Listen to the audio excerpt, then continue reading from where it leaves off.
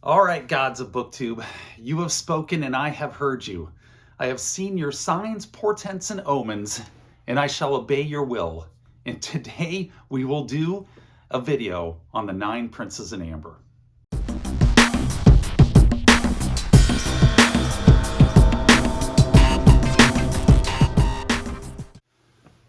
Greetings, booktubers. Welcome back to Grammaticus Books. Welcome to an episode where today we are going to talk about the 9 Princes in Amber, written by Roger Zelazny, the first book in the Chronicles of Amber.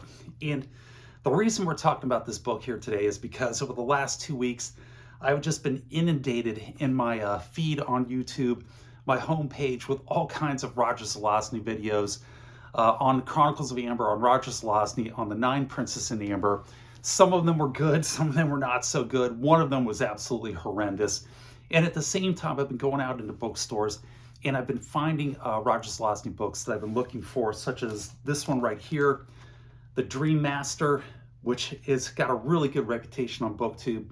Picked this up for $3. I'm very much looking forward to reading that one. And I just finished reading The Jack of Shadows. And then I came across just a couple days ago a video where it was an interview with George R.R. Martin that happened within the last year. And in this interview, they asked George R.R. Martin what his favorite fantasy book of all time is. And of course, it was this one here, The 9 Princes in Amber by Roger Zelazny. And they went on for about another 25 minutes talking to George R.R. Martin about what it is he liked about this book and his adventures with Roger Zelazny out in Santa Fe, New Mexico. And it was fascinating. It was a really good video.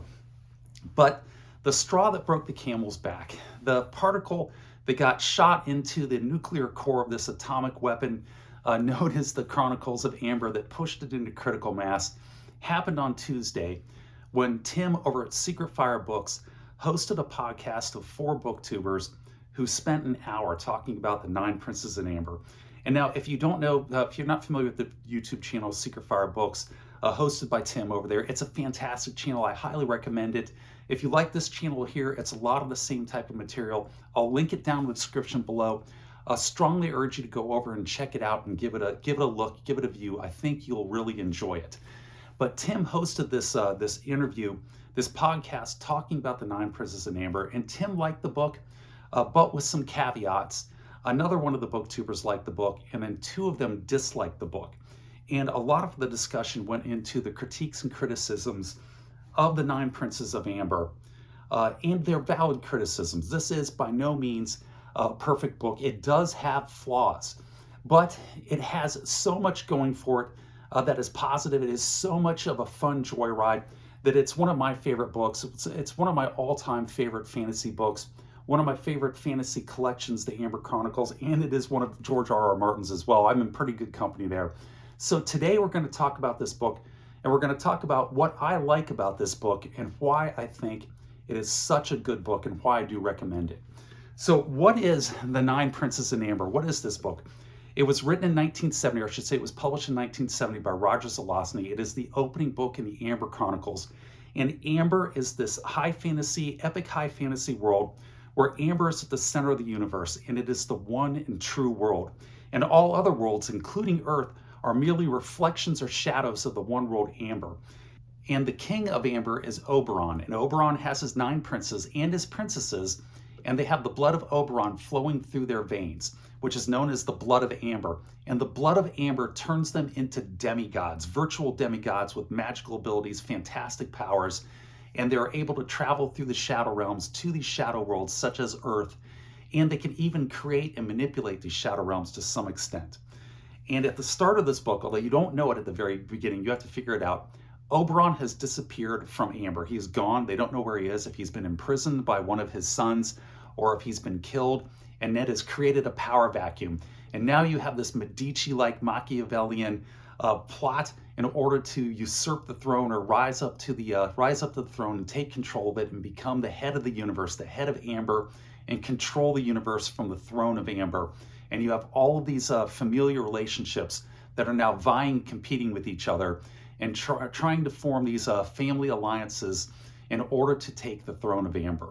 And so where this book starts is Corwin, who is one of the sons of the King Oberon, is on Earth, 1970. He's been in a car crash. He's in a hospital, and he has lost his memory. He has amnesia. Yes, it's that old trope that he has amnesia, he can't remember anything, that I know turns some people off. And that was one of the complaints that was expressed in here, is they didn't like the amnesia vehicle, the amnesia literary tool that was used by Roger Zelazny here. But I think he uses it very well. And the other complaint is that the book was confusing. And that's not helped by the fact that when you start the book here, Corwin is the one who's telling the story. It's a first-person perspective, completely through the eyes of Corwin, and he has amnesia. And that's where this book starts. And so the complaint on the book, one of the complaints, is that it's very confusing. And it can be confusing because Roger Zelazny drops you into the middle of this plot with little or no explanation, with a character who has amnesia, and you just have to figure things out as you go, as he reveals it bit by bit, as the plot progresses forward. And very much like his other work, Roger Zelazny's magnus opus, The Lord of Light, where he does almost the same thing. You don't have an amnesia literary device being used here, but he drops you into the Lord of Light right in the middle of this world that he has created, with little explanation, almost no explanation, and you just have to figure things out as they go. This is his Hugo Award-winning novel, and it works to great effect there, and I think it works to equal effect here in the Nine Princes of Amber. It works very well. It hooked me in. You want to learn more. You're discovering the world as Corwin is discovering the world. But what also makes this a little bit more confusing is just the sheer number of relatives that are involved in the court of Amber, who are the daughters and sons of King Oberon. You almost need a family chart tree in order to keep track of it all. But it does start to resolve itself as the plot goes forward. The other complaint that people have about this book is the shift in the prose, because it switches, the plot and the theme and the setting switches between 1970s Earth and between the courts of Amber, on Amber, and the main city of Amber, which rules the entire universe. And when you're in 1970s Earth, Roger Zelazny has just taken all those cultural stereotypes of the 1970s, and he's taken that dial and he's turned it all the way up to 11. You're hanging out in these lounges and these bars with Leisure Suit Larry's. Bonus points to anybody who can identify that cultural reference, Leisure Suit Larry, with these lounge lizards and these pickup scenes, and everybody is smoking. There's so much smoking going on in this novel that it almost reads like a Marlboro commercial. And when they're not smoking, usually while they're smoking, they're also drinking whiskey by the gallon full, and then driving around in sports cars and convertibles and crashing them and then getting into new sports cars. And it is just all this 1970s culture just taken to the maximum effect. And it's delightful. I really enjoy it.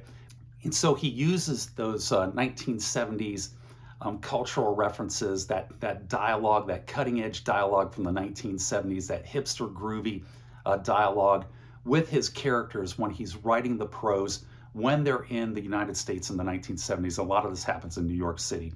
And then he will travel, Corwin, the main character, over to Amber, and Amber is radically different.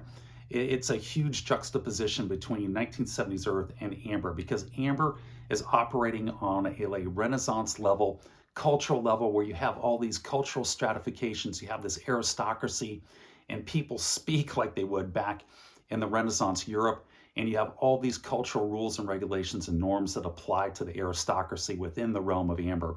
And so you get this huge dichotomy between these two worlds of 1970s Earth and Amber, and the prose and the dialogue shifts whenever the characters go over into Amber or when they come back into 1970s Earth. And it creates a huge shift in the tone and the writing and the prose. And some people found that off-putting. I found it delightful. I thought it was great how Roger Zelazny was able to weave his way in and out of these two vastly different realms, these vastly different cultural settings, and work them both to maximum effect. I enjoyed it quite a bit. And then the other complaint that they had, that people have of this book, is that the logic of it does break down in parts, and it does. Like I said, this is nowhere near a perfect book. You have these godlike beings or near godlike beings with these godlike powers, and they have these problems they get confronted with. And you go, well, why didn't you just use that godlike being power that you exercised a chapter ago to resolve this issue right here? And you have some of these flaws here. But if you take this book and you put it into your dissecting tray and you're high school biology 101 class and pull out your scalpel and start slicing this book open and examining everything, you're going to find some of these flaws. They are there. There's a few of them. There's not a ton, but they do exist. But if you dissect something, you kill it. This is a joyride. You're meant to just hop in this seat and sit back and enjoy this this epic high fantasy joyride through this just wonderfully imagined realm of Amber and the Shadow Realms and the Shadow Earths, with all of these great cultural references that are just such fun to read about and sort of go back and reminisce in. And it's a wonderful ride with a great adventure on a straight line trajectory. And I enjoyed it greatly. I think you will too. I would sum it up like this. If you're strolling down literary lane, down the literary boulevard, and then up next to you pulls Roger Zelazny in a 1970 gold Mercedes 450 SL convertible that on the back of the license plate reads The Nine Princes in Amber, and he pops open that passenger door, you jump in. You jump in, you put your butt in that seat, but you better be reaching for your seatbelt as fast as you can, because he is not going to wait in order to let you get comfortable before he just jams his foot on the gas pedal and you are rocketing down the road at 80 miles an hour and accelerating while the scenery is just whizzing by you and you're trying to figure out where you're going, and you look up and there's a hairpin curve ahead of you and you don't know if this rocket ship of a ride is going to hold that turn or if you're going to go flying off into the weeds. And as you look over at Roger Zelazny as he's driving this car, he's going to have one hand on the wheel steering it, and in two fingers of that hand is going to be a Marlboro cigarette, and in the other hand is going to be a tumbler of whiskey and a giant smile on his face, because this is a fantastic adventure ride with great world building with the Amber, the courts of Amber, and all of these characters with these alliances and their shifting alliances and people's motivations and who you think these people are and how they relate to each other change dramatically throughout the book as you're trying to piece it together. And it's a fantastic adventure ride. So I do recommend it. I highly recommend it. It's one of my favorite fantasy novels and adventure series. If you read this book here and you like it at all, if it grips you and grabs you, then I do strongly recommend that you move on to the second one of the series, which is The Guns of Avalon. And a lot of these plot lines and these character relationships that are still sort of coming into focus here in the first book resolve into crystal focus here in The Guns of Avalon. And a lot of that confusion is going to go away. Now, I'm not saying that this is a bad book. This is a great book. It's a great introductory book. It's the first of the first 10 novels in this series, and it breaks out into two cycles, the Corwin cycle in books 1 through 5, and then the Merlin cycle in books 6 through 10. And this is almost could be viewed as like chapter 1 in a 5-book cycle. But I do recommend it highly, and if you've read it, I would love to hear what your opinion of it is. If you have points in this book, you have aspects of this book that you like, or if there are aspects of this book that you don't like, put it down in the comments section below. I do read and respond to all the comments. That's the video. I hope you enjoyed it. Let me know what you think about the Nine Princes of Amber, about Roger Zelazny, about the Chronicles of Amber, if you've got any experience with it. And with that, I'm going to wrap this one up and say take care, be safe, and I'll catch you guys next time.